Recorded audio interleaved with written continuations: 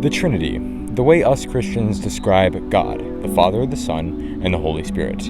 But how does this work? Is it three gods? Is it one God with two helpers? Is it three pieces of God? Well, in today's video, we're gonna find out. What's up, guys? Welcome back to another video on my channel where I am in a constant search for the truth. And the truth is, the Trinity is one of the hardest things to explain in the Christian faith. But we're going to learn as best as our little minds are capable of understanding. But before we get into this video fully, I just want to say, could you please subscribe? I post videos every single Monday and Friday of every single week with unbiased, unfiltered biblical content. So if you like that, this channel is for you. And I also have an Instagram where I post some behind the scenes / blooper content. And you can probably see some bloopers from this video before this video even comes out. So follow my Instagram for that. Thank you. And by the way, that link is in the description. All right, the Trinity is mentioned in the first book of the Bible, Genesis, specifically chapter 1, verses 26. Then God said, "Let us make man in our image, after our likeness." All right, notice the word our, plural, more than one. But the Bible also mentions multiple times that there is only one God, and you should only worship this one God. So how could you have plurality in singularity? Thus, the Trinity is established. The word Trinity means tri-unity, meaning three in one. In Christianity, we worship the Father because he's God. We worship Jesus, or the Son, because he's the Son of God, and he's also just God. And we worship the Holy Spirit, because the Holy Spirit is also God. But what do we mean when we say God?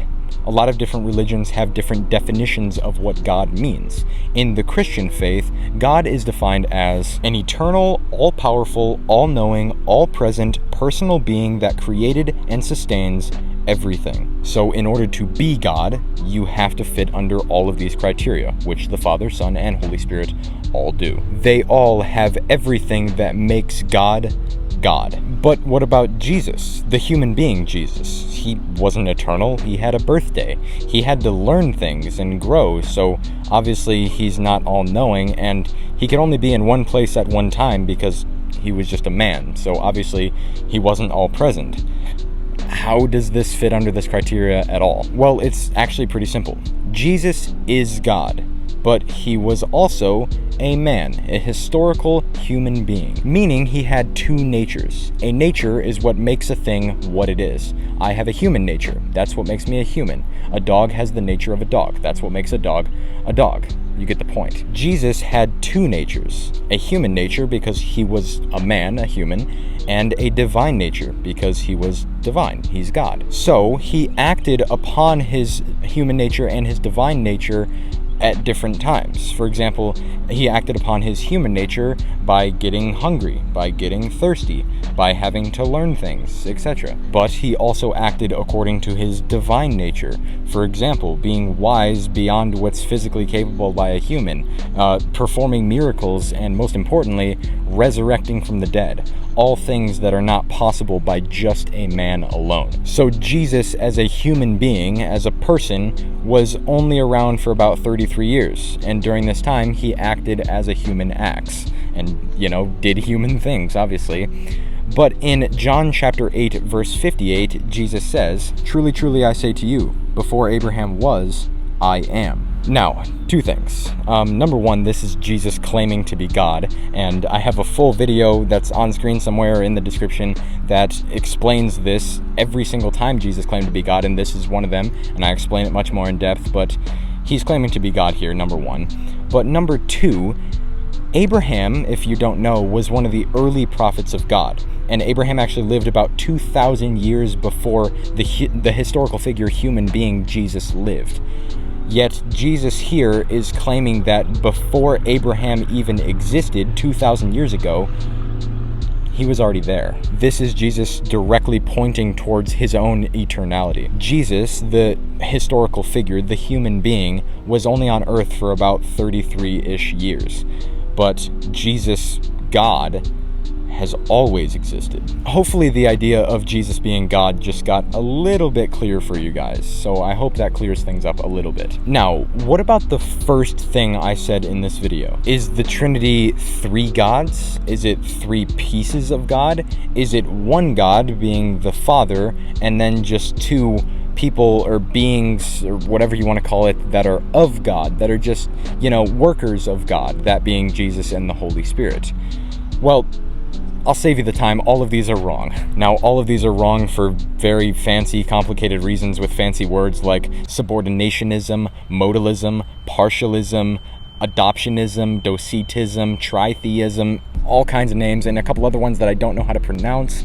But the point is, every single time you try to make an analogy for the Trinity, you end up committing one of these heresies. That's what it's called. What I mean by analogies is people try to compare the Trinity to things like a 3-leafed clover. Father, Son, Holy Spirit make up the clover. But that's partialism, because each leaf is only partially the full clover. You cannot have one piece of the leaf that is the full clover. You need all 3. Partialism. People like to compare the Trinity to the 3 states of water: solid, liquid, gas, in ice and water, and then water vapor. But that's modalism, because you cannot have water in all 3 states simultaneously at the same time in the same place.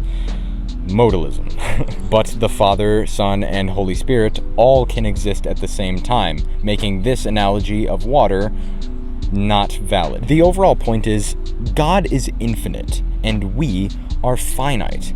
Our brains are not capable of fully understanding something so incredibly complex and big. This is why in Exodus 33:20, God says, "You cannot see my face, for man shall not see me and live." If you were able to look upon the face of the eternal being, infinitely large, infinitely powerful God, your brain would explode. You wouldn't be able to comprehend it, thus death. Try this. Try to imagine infinity. Go ahead, try. Are you doing it? No? Okay, try again. Still, no? Exactly. The Trinity is something that is so far away from our earthly understanding that we cannot possibly fully comprehend it in our little tiny human brains. But for now, the best explanation we have is the Father is fully God, the Holy Spirit is fully God, and Jesus, the Son, is fully God and fully human. They are 3 persons in one God. And with that, that's about it for today's video, guys. I hope you guys enjoyed. If you did, please give me a comment telling me what your favorite part was. And if you have any more questions about Jesus, God, the Bible, Christianity, anything like that, put them in the comments down below and I'll try to answer them as best as I possibly can in a future video. Also, if you like this video, like and subscribe, of course. Thank you for watching, and I will see you in the next one. Peace.